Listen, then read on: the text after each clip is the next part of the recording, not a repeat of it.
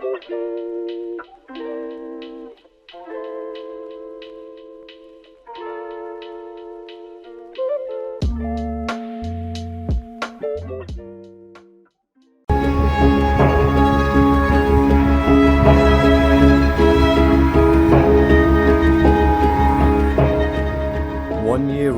from the Afghan rout. Collective punishment continues. Seeing the Afghan resistance chase the US imperialists and their satraps out of Afghanistan warmed the hearts of every progressive-minded person on the planet.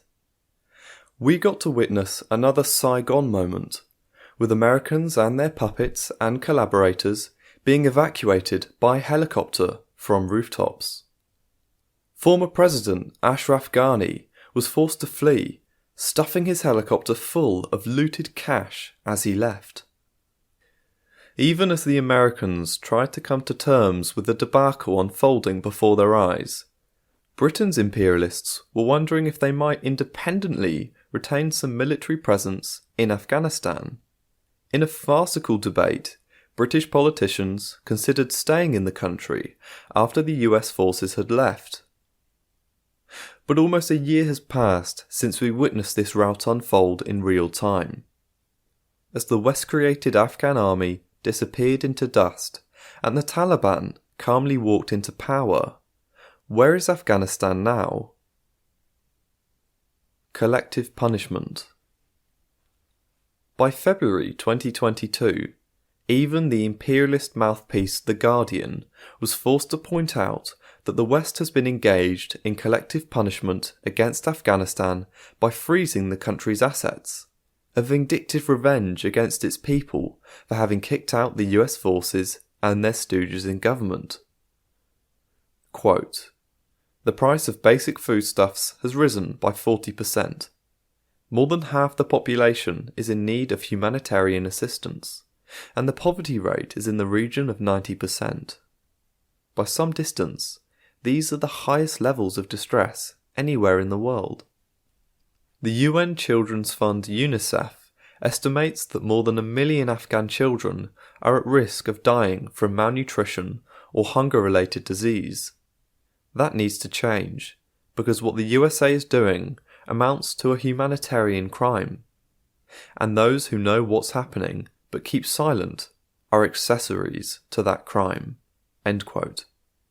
The US economic war on Afghanistan amounts to a humanitarian crime, by Larry Elliott, 6th of February 2022. Continued attacks on Afghan sovereignty. The attacks on Afghanistan did not cease last year. Even the withdrawal itself was a fraud. As the New York Times outlined, the USA had privatized its war in Afghanistan. Quote, "Instead of declared troops in Afghanistan, the United States will most likely rely on a shadowy combination of clandestine special operations forces, Pentagon contractors, and covert intelligence operatives to find and attack the most dangerous Al-Qaeda or Islamic State threats," current and former American officials said. End quote. The USA recently launched a strike on the Afghan capital in which the White House claimed to have killed an Al-Qaeda leader.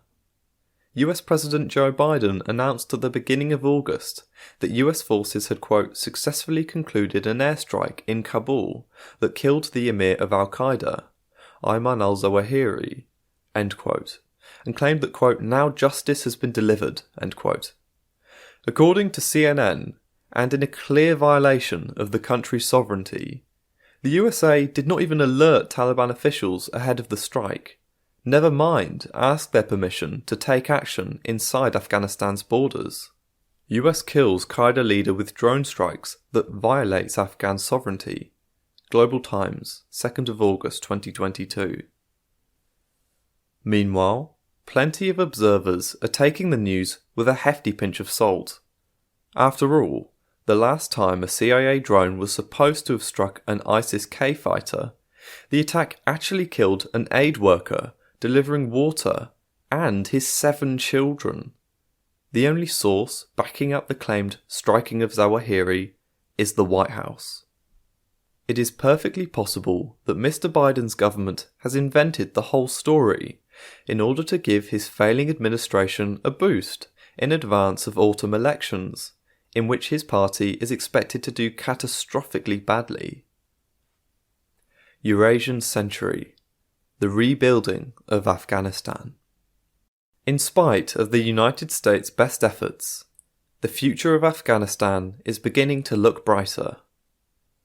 With the occupation ousted and imperialism no longer controlling the country, development can finally be kick-started. Gwadar Port in Pakistan is planned to become a regional trading hub, able to move an annual capacity of 54,700 tons of goods up through Afghanistan and on into Central Asia.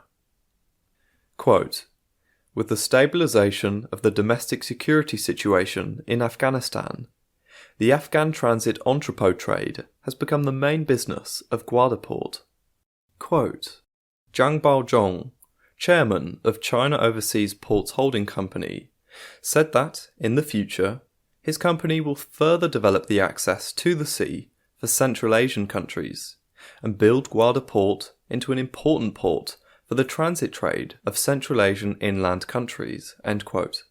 BRI projects at Port of Gwadar Sea and Piraeus create new momentum for regional development and connectivity under a shared future.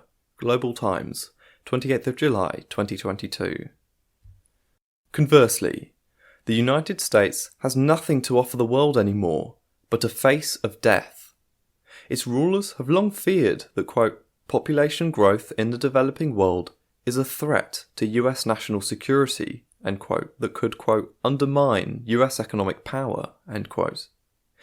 This was stated explicitly in National Security Study Memorandum NSSM 200, otherwise known as the Kissinger Report of 1974, which, among others, made the following headline observations. 1. Population growth in developing countries provides those nations with more geopolitical power and fuels possible opposition to US interests. 2. The United States relies on countries being underdeveloped in order to easily obtain natural resources. 3. High birth rates result in more young adults who oppose established governments, i.e., stooge regimes. 4. US businesses are vulnerable to interference by foreign governments, which need to provide for their growing populations. Imperialism needs to retard the world's technical development and productive forces if it is to maintain its parasitism and monopoly status. It should not be a surprise, therefore, that the USA has for some time already been promoting unrest and separatism in Balochistan, a Pakistani region bordering Afghanistan. In fact, the US's agents are sowing terrorism and separatism in the province that just happens to be the home to the aforementioned Gwadar Port, whose development has so much potential to improve the lives of the masses in Afghanistan and across the region. This is almost a rinse and repeat replay of the attempt to weaponize jihadis in China's Xinjiang region. Of course, when China does anything to crack down on this subversion, it immediately runs into a barrage of Western slander and lies. On the other hand, there's been little to no outrage regarding recent terror attacks against Chinese engineers working on Belt and Road infrastructure projects in Balochistan. Quote, in April, a terrorist bombing targeted a hotel in Pakistan's southwest Balochistan province, hosting China's ambassador to Pakistan, Non Rong. Ambassador Non Rong was not at the hotel at the time of the bombing, but the attack still ended up killing 4 and wounding several more. In July, an explosion targeted a bus carrying Chinese engineers working on the China-Pakistan Economic Corridor, part of China's wider Belt and Road initiative. This attack killed 13, including 9 Chinese engineers. End quote. US fingerprints on terrorism aimed at China-Pakistan Economic Corridor by Brian Beletic, New Eastern Outlook, 22nd of July 2021. Selig Harrison, Director of the Asia Programme at the Centre for International Policy, a US-funded think tank, has been cooking up a Free Baluchistan operation for some years. Quote, "Most important, it should aid the 6 million Baluch insurgents fighting for independence from Pakistan in the face of growing ISI repression. Pakistan has given China a base at Gwadar in the heart of Baluch territory, so an independent Baluchistan would serve US strategic interests, in addition to the immediate goal of countering Islamist forces." End quote. Free Baluchistan, National Interests, 2011. Can a multipolar world exist? It is clear what the imperialists hope to achieve by their relentless and ruthless sabotage operations, which are taking place in some form or another at almost every node on the Belt and Road's routeways. What is not clear is whether the bloody provocations will have the desired effect. China, for example, has put in place a very effective program for combating US-sponsored separatism in both Tibet and Xinjiang, which involves effective security measures combined with meaningful social and economic actions to improve the lot of the poor so that they no longer fall for the siren calls of imperialism's jihadi gangs.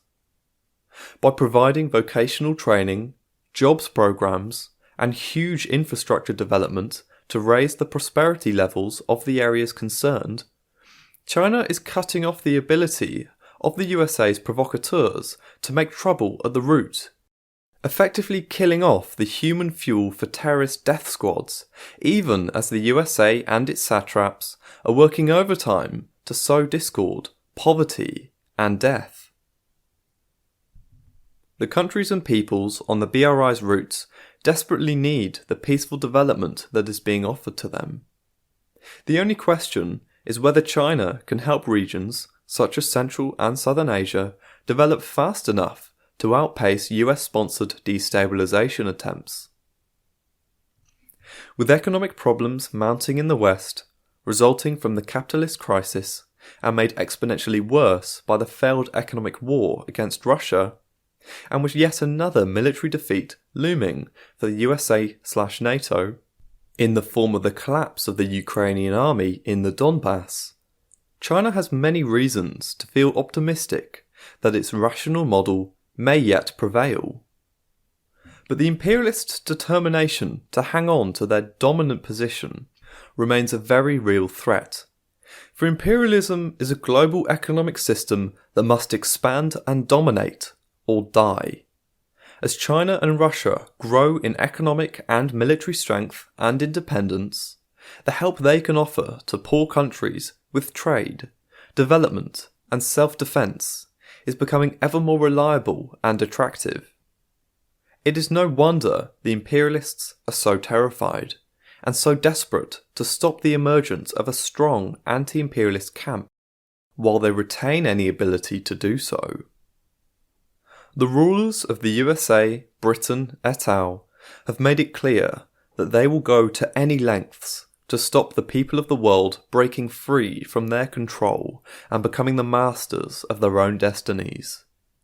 The more threatened they feel, the more bloodthirsty and desperate they will become. In the end, only complete destruction of their bloodthirsty economic system will allow humanity to prosper in peace and plenty.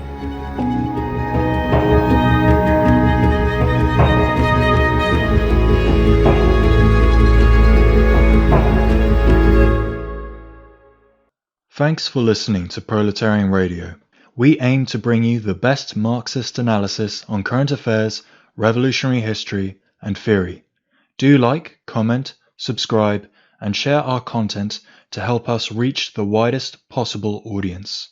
We are a small organization with limited resources, and we need workers' support if we are to grow and fulfill our mission. If you are able to make a one-off or regular donation, no matter how small, please visit our website at thecommunists.org and register as a supporter.